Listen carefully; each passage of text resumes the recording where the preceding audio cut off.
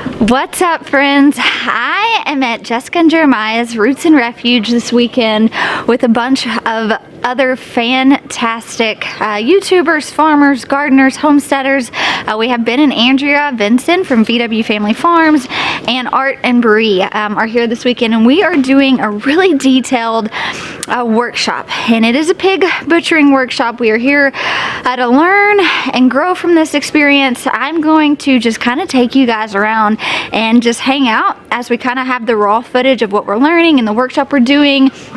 Do not worry, I will not be showing any graphic things. That's not really my style, and I understand that it is for some people. We just choose not to put that type of stuff out there. So I'm gonna give you guys maybe the censored version of this workshop, but it will be just a really cool time to fellowship and learn, and this is absolutely part of farming. You guys know we raise our own meat rabbits. In the spring we're gonna have chickens, and so this is very much so a part of our life. It is hard. It's especially hard for me. This is not something that I enjoy doing. It's the hardest part, but I do know that it is a sacrifice, and I think we always just come at it in a place where we're really appreciative for the life that animal is providing and the meat that animal is providing for our family. And so I know that this is a really important part of farming for our family and homesteading and being sustainable. And so I feel like it is important to share that with you guys, but also be respectful that I don't want to put out all, the gruely things on there. But I'm excited for you guys to come hang out with me and my friends as we learn and grow this weekend. Andrew's like I was Dr. So I'm Doug, this is Andy. We are at Hewn Farm, and glad to be here, glad to meet all of you.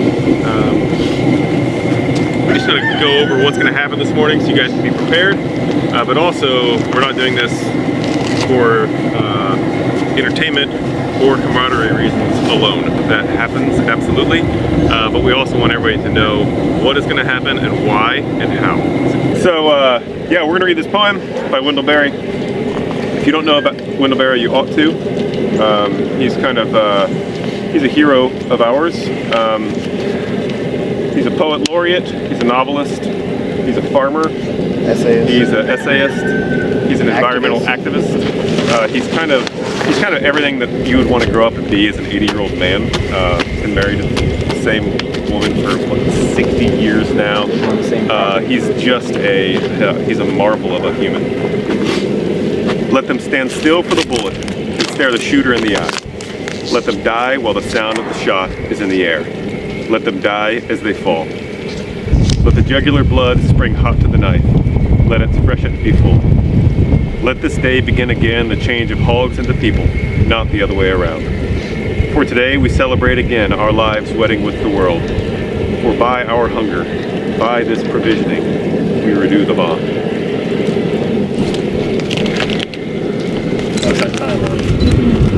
So the harvest of the pig has just taken place. You guys, this weekend is hard, if I'm being completely honest.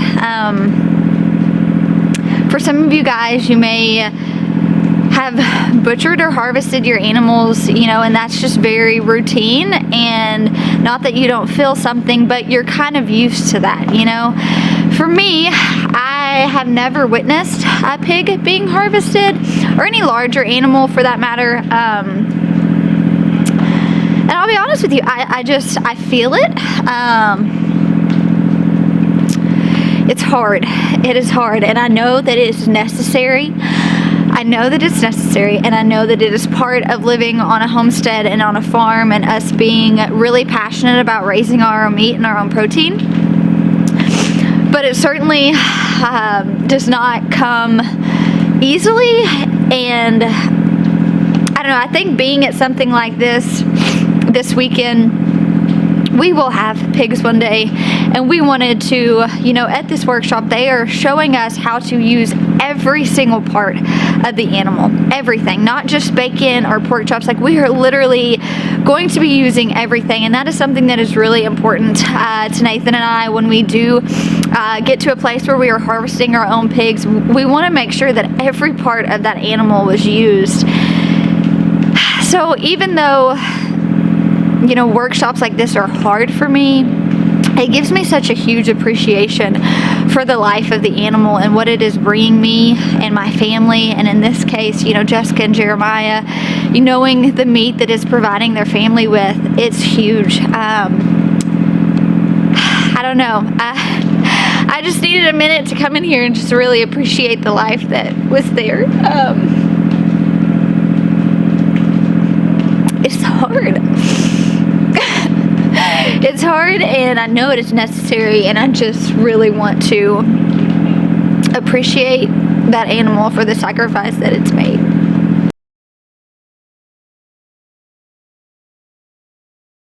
So we have been inside warming up the better part of the afternoon. We are going to head inside, and they are going to talk about cooking up the organs, which is really cool. Is that the guys doing this workshop, they are being very, very detailed and showing us how to use every single part of the animal. That way nothing is wasted. We're going to head inside, we're going to watch the whole process, then talk about how you can cook up all the different organs, what it's used for, and essentially what we're going to have for dinner. So I'm really excited about this part. It's really neat. You know, the harvesting of the animal is extremely hard for me.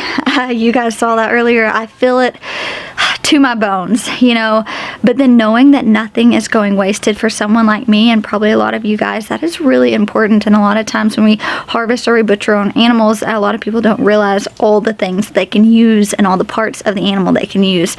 And so I'm really excited to see this and know that, you know, in the future, if we're harvesting our own hogs, that nothing is going to go to waste. And that is really exciting to me. What we do with the caul fat, there's a number of things you can do. You could use it to wrap around a leaner cut of meat, whether that's a roast or a rabbit, venison, elk, something like that. It's like a usually traditionally lean piece of meat. You wrap it in that. It's got a very kind of pretty presentation, but it also is kind of basting and marinating the meat while it's cooking. If you want to get super fancy, you would lay either bay or rosemary or something on top, and then wrap it with the sage. Yes, it's very nice.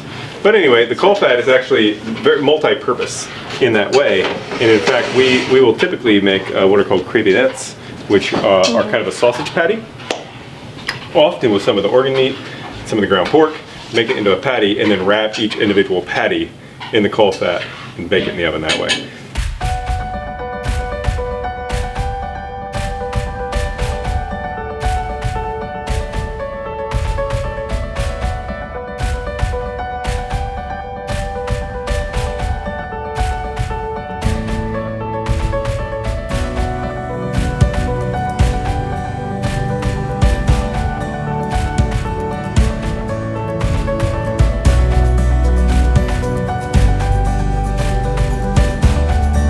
You guys remember we did talk about the primals. We're about to start to do that by breaking it down. The first cut we're going to do is separate the ham from the loin and the belly.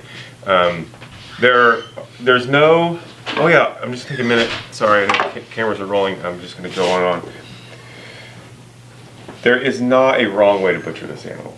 Okay, it's really important that everybody understand that before we even start. Like, I know it feels a little bit like I'm busting a bubble because everyone wants to know how to butcher well, and they've raised the animal and they don't want to screw anything up when it's time to butcher it. That is impossible. I don't even know what that means. There's no part of this that's going to get thrown away no matter how my cutting goes. It's all just going to be, every time I make a cut here, I'm buying one thing at the expense of another. Every single time I draw a knife through the meat, I'm giving myself more of one thing and less of another. Every single time. An example of that is this. If I want a ton of ham and a ton of shoulder, I could cut right here. Or if I want more loin and less shoulder, I move my cut here or here, right? But it's not like I ruined anything or screwed up ever. I just have to know ahead of time, and that's the part that takes a little bit of experience and practice, what my family is going to want to eat, what makes the most sense for my family. That should be driving where I'm going to be cutting, not how my local butcher shop does it. How my local butcher shop does it is actually like a burden, right? Because they're doing something that is maybe specific to their industry, and their industry is generally about retail cuts that fit in a package at a certain predictable size, all for easy marketing and accessibility to the consumer. That's great for them. For you, you didn't raise this animal to go out into the world, not this one, to go out into the world in predictable measured sizes. You can have any size loin roast you want from this. You can have any thickness of pork chop you want from this. Right? You can have any number of pounds of sausage you want from this. You are the one making those decisions. So, all that to say, there isn't a wrong way to butcher this animal. But there are a few rules of thumb that Andy and I refer to over and over again when it comes to primaling. When we separate the back leg, or the ham, from the rest of the animal, we usually find right where this bend happens in the spine, and we go one vertebrae past it. So this is the tail, okay? And if you can imagine, if we put the other half here, this is the pelvis and the tail, and this is the pelvic canal, or the birth canal, also happens to be where the bung of the animal sent its business out the back end. So there's a nice tender muscle here, the massaging muscle. It's actually referred to as the mouse meat, the oyster, or most commonly the butcher's cut, because it's not one that you're going to find in a butcher shop. For whatever reason, butchers love to steal that for themselves. But again, I'm going to find my vertebrae here. I'm going to go one disc north of that, and that's where I'm going to make my cut. So it depends on how you like your pork chops. Some people just leave a little bit of the rib in there and cut off the chine. So you've probably seen rib chops that are like that. So you could cleave right here, so it doesn't have the feather bone and the chine. But you were asking about the fat. Are you going to trim that? Yes, the beauty of it is it's much easier to do now when it's on the table, because you can see how much fat you want. So if you want a 1/4 inch to a 1/2 inch, whatever it is, like that looks like a good amount to me. Draw your line. And then we're going to grind that and process it. And then you have here chunks of fat. And that's when you do your little, like a fish. Yep. Fillet it. Cool. And then you have your chunks of fat that will then be rendered. Rendered. Now, when we make salami, we use this fat for salami. But on these mangalitas, We don't have to talk about the stuff you're not going to do for us. I know. Talk about it right there. He's a man. That's right. I was proud of that.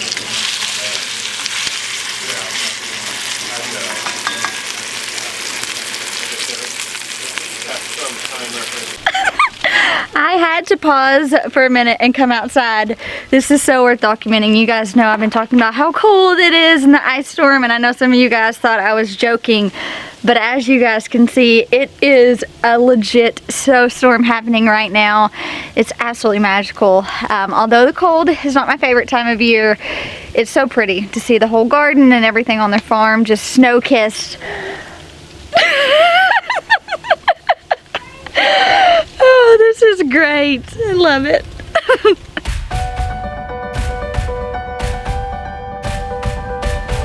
To be real thick, you just want one even layer. And the water that I put in there helps it stick to the sides. Like that. And then you want this mixture to be in there real tight without air. So pop that in there, pack it down. And in France they have these cute terrines, they call them. So they're like these cast iron enameled, like those Dutch ovens, but they're these thin loaf pans. Yeah. Then We bought a stainless steel table with mom and took it over. So like we feel like by proxy we've had access to this other thing. And what we do anyway, like this isn't Ohio, by the way. So I think we got that right. much of what we do is trying to really Old professional. all of these myriad traditions and say, well, not everybody likes barbecue, not everybody likes cured meats, but So this is the thing that starts with R. no, this is pate. This is pate. The thing that starts with the R is over there in the roaster. Okay. That's right. Oh my god.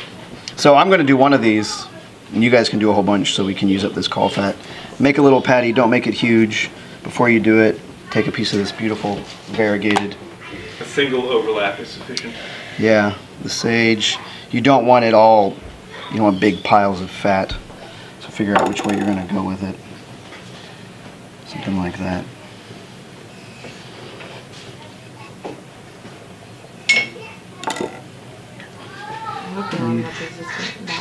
tuck This it is under. the Valentine's mini skirt. Yeah. You heard me. I heard it. And you have, I'm just saying, that's sexy. I don't care who you are. have your little clip in it.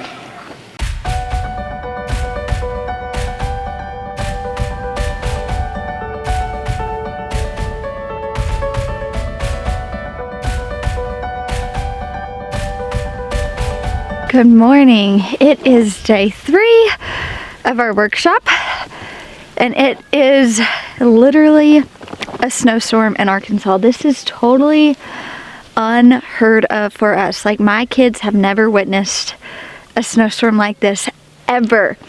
And it's so fun because they're snowed in with their friends. So that's awesome. We got several inches and it is still just continuously coming down. Does not look like it's gonna stop anytime soon. Going to try not to fall. Jeremiah was like, well, if you're gonna go outside, you might as well check on the baby goats, make sure everybody's doing okay.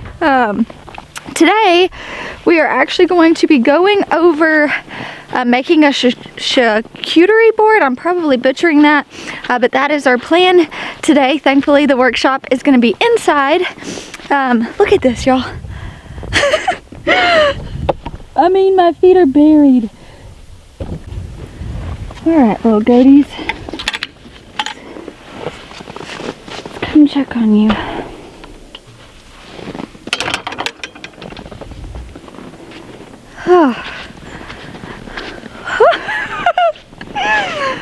Oh my gosh. I'm not gonna lie, their farm is beautiful all the time. I love coming over here. I love seeing all the different animals. It brings me a lot of joy. But the winter is not lovely for someone like me. So seeing it all covered in snow, it just makes it seem like so clean, so pure. It's just this beautiful thing. I feel like my soul needed this amazing snow. Hey, you guys doing okay? Are y'all doing okay? Yeah, so we got a baby over here. Seems to be doing fine. Hi. Yeah, I'm just counting babies. Don't mind me. Don't mind me. I'm just making sure your babies are okay. Everybody doing good? Staying warm? I actually just called Jeremiah out here. I do not know enough about goats. You guys know I want to, but I'm not familiar. It is 9 degrees outside right now, and so I came out here to check on the babies while I was out here looking at everything. And they were all huddled together, but there was one that was just kind of trippy. You know, its eyes were just going back and forth, and I was like, hey, will you just come lay eyes on this goat? And he walks in, he's like, it's asleep. And so we just yelled at it and popped right up, but I just wanted to make sure these little things will trick you.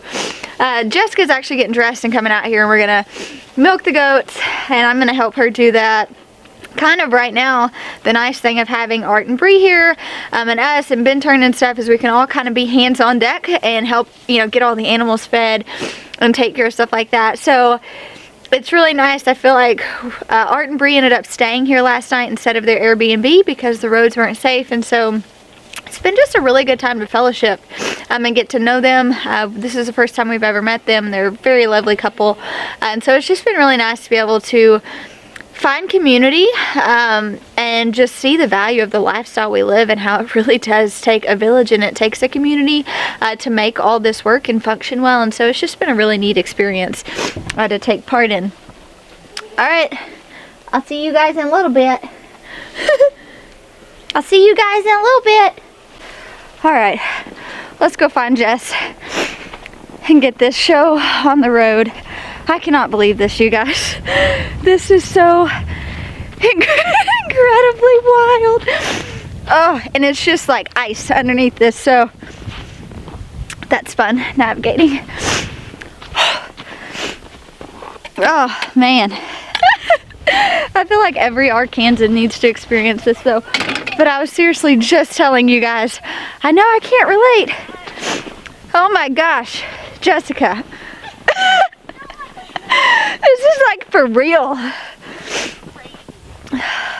the heck? I don't know, but I got the sweetest little baby lovins. Like your goat was just nibbling on my chin. This is so crazy. I just cannot even. I remember it snowing like this one time, like when I was a child. Yeah. Like I don't. And It's gonna keep coming. Yeah. Like well, this isn't even all of it. Yeah. Oh. I'm so happy.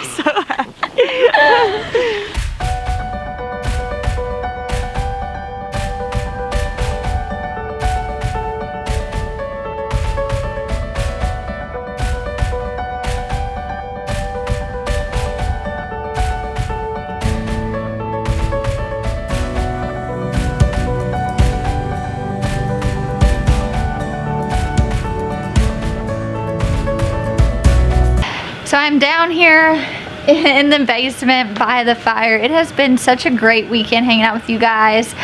We're actually snowed in here again, so Nathan and I are trying to figure out things with our animals. Kind of stressful, you know, we don't typically have weather like this. As a matter of fact, never. I mean, as an adult, I do not remember snow like this, several inches in Arkansas. So that has me a little stressed, ready to just get back home to our animals and everything when it is safe. But thank you guys for hanging out with us as we experienced our first butchering. I will say it was definitely, for me, this was exactly how I wanted my first time to be. Everything went as smoothly as it could. We learned so much. We utilized every single part of the animal, which made me feel extremely, extremely good. So I hope you guys have enjoyed this. I know it's different, but we really enjoyed just hanging out with our friends and fellowship and community and learning the best way to humanely dispatch an animal and just use and preserve everything. It has just been such a weekend of taking in so much knowledge. So thank you guys for coming along with that,